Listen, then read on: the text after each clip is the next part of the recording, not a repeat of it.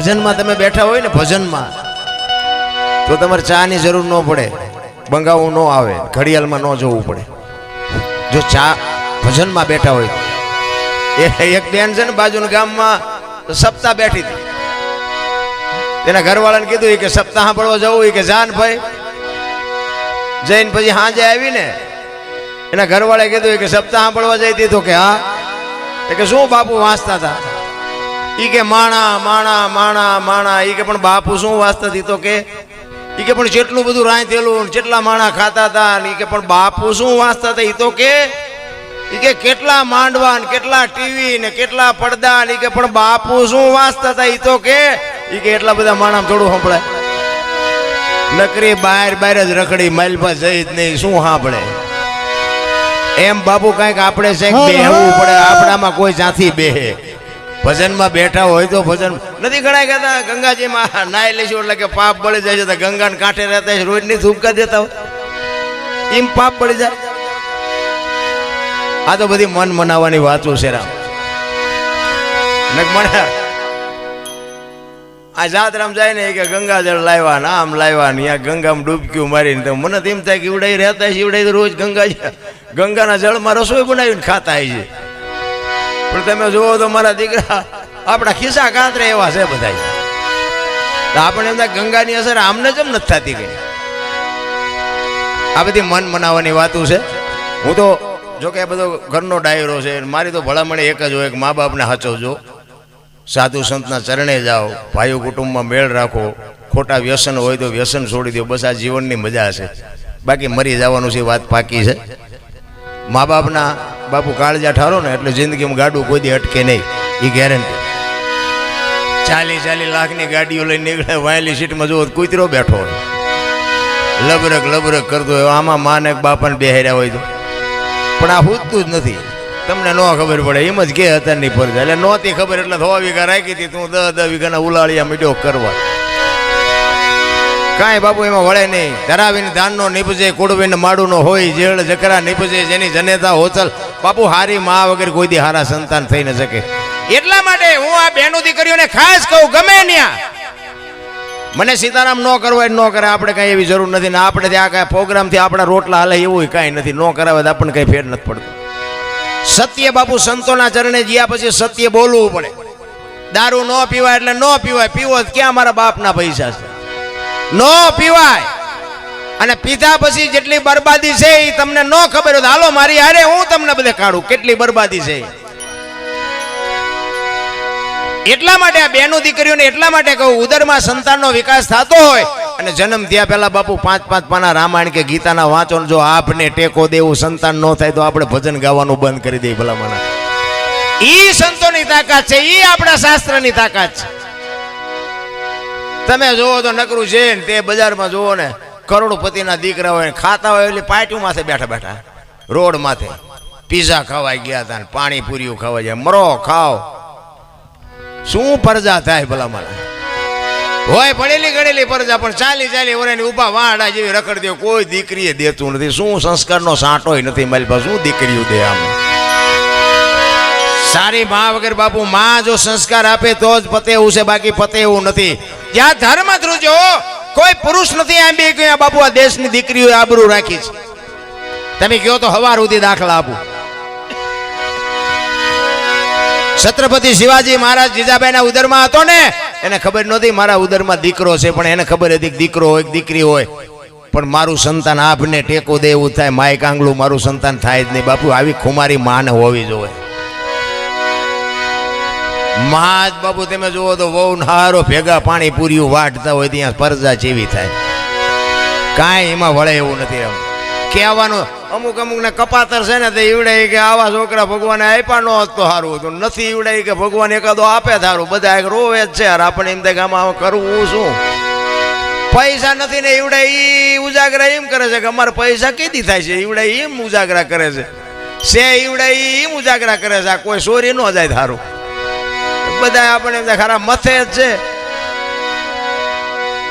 છોકરો ભણાવો છે ને ધાબુ ભરવું છે ને ડૂબું વિયાણું દોવા નથી દેતું. છોકરાને પોલીસ વાળા લઈ ગયા, જામીન જડતો નથી. છોકરાને વહુ ને વેવાઈ તેડી ગયા મોકલતા નથી. આપણે એમ થાય કે દુનિયા હારી રોવે છે, આપણે ક્યાં રોવું છે? ટેકો દેવો ખંભો જ નથી. હરીને મેળવવો હોય તો બાપુ નરસિંહ રોવે, મીરા રોવે, દાસી જીવણ રોવે, જેઠીરામ રોવે. હે મારા નાથ, તે અમને માણા બનાવ્યા અને આ દુનિયામાં મોકલ્યા પછી જો અમને અમારી ઓળખાણ ન થાય તો અમારો અવતાર ફોગટ વિયો જાય. કરવાની જરૂર આ છે.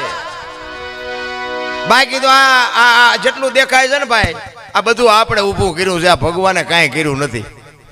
અને જે આપણે કરવાનું છે ને એ આપણી અંદરથી કરવાનું છે. એ હમણાં બાપુએ કીધું એમ, તમારી માલિકોર ગોતવાનું છે, બહાર આંટા મારે કાંઈ મેળ પડે એવું નથી. હરિદ્વાર વાળા કે દ્વારકા જવું છે, સોમનાથ વાળા કે પાવાગઢ જવું, તો હાસું ચા છે એ તો કહો. અડીએ સીડ્યા છો બધા, કાંઈ છે જ નહીં રામ. હું તો કહું આપણા બધાના ઘરે નાના એવા મંદિર તો હોય ને, બધા નાનો ગોખલો હોય, કાંઈ કાં ફોટો હોય, રોજ આપણે દીવો અગરબત્તી કરતા જ હોય.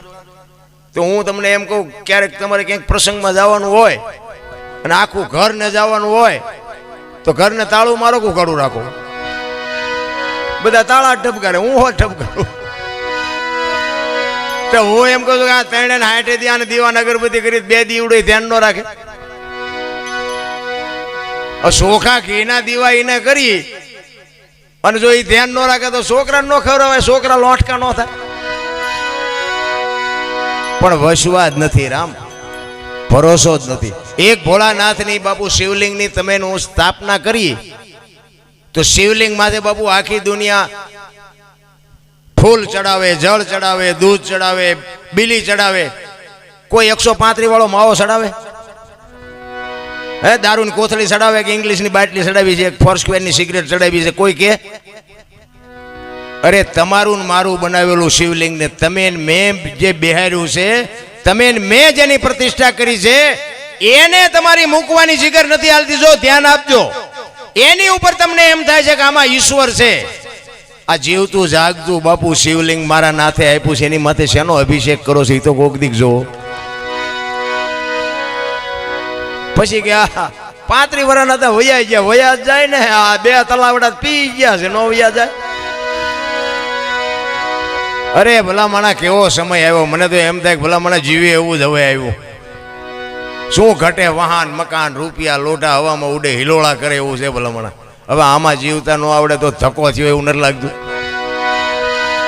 આપણા ગઢ ભાઈ કાંઈ નહોતું, પણ તોય કોઈ દી એમ ન કીધું આ ભૂખ્યા રહે છે, મારે આપઘાત કર્યું છે, એમ કોઈ દી ન કીધું. ને ભૂખ્યા માણસ ચા સુધી રહી શકે? 2 દીના કડાકા થાય, 3 દીના કડાકા થાય, તો એને એમ ન કીધું કે આવી જિંદગી જીવાય, સારું મરી જવાય ને. અત્યારે મૂક્યાનો માર્ગ નથી, પણ જો એક સહેજ જેવી તેવી વાત કરો ને એટલે મારા દીકરા થૂબકો મારી દે કપા ઓલે કેનાલ. સહન શક્તિ જેવું કાંઈ છે જ નહીં. અરે બાપુ ગરડાનું કાંઈક ગરડા હોય ને તો એની પાસે કંઈક બેજો ને અડધી કલાક એની વાતું સાંભળજો, જીવવાની મજા આવશે. મારા મોટા બાપુ ને મારા મોટા બાપુની એક વાત મને યાદ આવી એટલે કહું. આપણે કહીએ ને કે નાચ છે એ ગંગા છે, નાચથી તરવું, નાચથી મરવું ને એવું કે બધું. મારા મોટા બાપુ શું કે ખબર? એ કે નાચ છે એ ગંગા છે એ વાત આવી, પણ એ કે ગંગામાં નવાય હાંકળ ઝાલીને હોય, નકર કે ગંગા પસાડીને જે મારે ને એવું કોઈ ન મારે, કે ધ્યાન રાખજો. નાચમાં રહેવાનું ખરું, પણ એ કે નાવાનું હાંકળ ઝાલે. આ ગઢાની ટકોર જેવી બાપુ આ વિજ્ઞાનને હુજે. અને વાત એ હાજી બાપુ, દુનિયા આખી માને છે, પણ આપણા જ આપણું લોહી પીવે છે. આમ ન કરાય ને આમ ન કરાય. એટલે આ જગત આખી ગેલ હાગરી છે, એ અમને બોલાવે છે ને તમે અમારું સકન લેવા રાજી નથી. કોને કેવું? એટલે સવારામ કે છે કે આ દેહની દશા બાપુ મટી જાય ને પછી આ બધી વાત સમજાય, બાકી એમનામ સમજાય એવી વાત નથી. એટલે કે છે પજમ ખડકીમાં જાગીને જોયું જળહળ ઝળકે છે, જો ચંદ્રભાણ જા ઉલટીને આવે, તું તો ગગન મંડળમાં ચડી ગયો. મહાપુરુષોએ બાપુ દેહમાં ગોતવાની વાત કરી છે, બહાર આંટા મારવાની વાત જ નથી. દુનિયા જોવા જેવી છે, આંટા મારો, ફરો, મોજ કરો, વાપરો, એની ના નથી. બાકી ગોતે કાંઈ જડે એવું નથી. ગોતવા માટે તો બાપુ અંદર જ જવું પડે. ભાણ કે તું ભટકીશ નહીં, મથી લે તારા અંતરમાં, ઠીક કરીને બેહી જા, પછી કરવું પડે નહીં કાંઈ. આ બોલે બીજો નહીં, પરમેશ્વર છે પોતે. અકલ મઠા અવળા મથે બહાર જઈને ગોતે. કોઈને જડ્યું નથી. મેં 20 વર્ષ ખટારો આંક્યો, આખી દુનિયા રખડી આવ્યો, કાંઈ જડ્યું નહીં. લાવો લાવો કરે બધા, લઈ જાઓ એમ કોઈએ ન કીધું, 22 વરામ ન કીધું કોઈ. અને આપણે એવા બાપુ બુદ્ધિના ગાળિયા થયા છે ને, આ ધરતી કપ બાપુ હું તો એમ કહું ભગવાને કર્યો જ નથી, આપણે બધા ભેગા થઈને કર્યો. બોલો હવે તેથી તમને કહું આખી દુનિયા હળીએ સડી જતી. અમે સુરેન્દ્રનગરમાં હતા, બધા દોડા દોડી કરો, અમે ક્યાં જાવ, મુંબઈ સુધી ડગબગે મીઠ દોડવા, એટલે આ ભેગું થાય. હવે આમ હિલોળો માર્યો તો કદાચ આમ ગલોટીઓ ખાઈ દો તો શું કરત. અને ખરા બપોરે બધા ધૂનું બોલતા હતા, જય રામ જય રામ. આ બોલ્યા હોત તો થાત જ નહીં, મનાણા છો.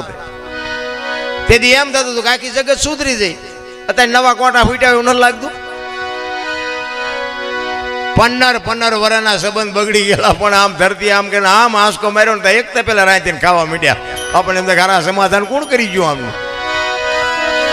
અને વાત બાપુ આટલી જ છે, જીવનમાં કાંઈ છે નહીં. માણસ જન્મે ને 2-2.5 કિલોનો હોય, 60-80 100 વર્ષ જીવે ને મરી જાય ને શમશાનમાં લઈને હળગાવી નાખો ને રેક્યા ભેળી કરીને જોખો એટલે 2-2.5 કિલો જ છે, કાંઈ છે નહીં. આ ઠેકડા ભરવાની વાતો છે. બાકી આ કૂતરા કાગડા ને આ મીંદડા ને ભૂંડડા ને ભેંસું ને બાપુ આને આપણે નાખી દઈએ. કીડીને કણ, હાથીને મણ, 1000 હાથવાળો બધાને દે છે. કોઈ એવો વ્યામમાં ન રહેવું મેં કર્યું છે.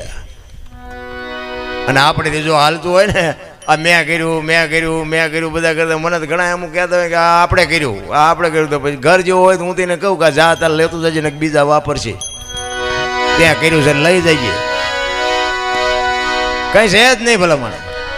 પણ માણસનો એક જ બાપુ અવતાર એવો છે કે આમાં તમે ભજન કરી શકો. કોઈ જીવ ભજન ન કરી શકે, લખવું હોય તો લખી લેજો. આ અવતાર બાપુ છે ને ભજન કરવા માટે જ આપ્યો છે, બાકી કાંઈ નથી.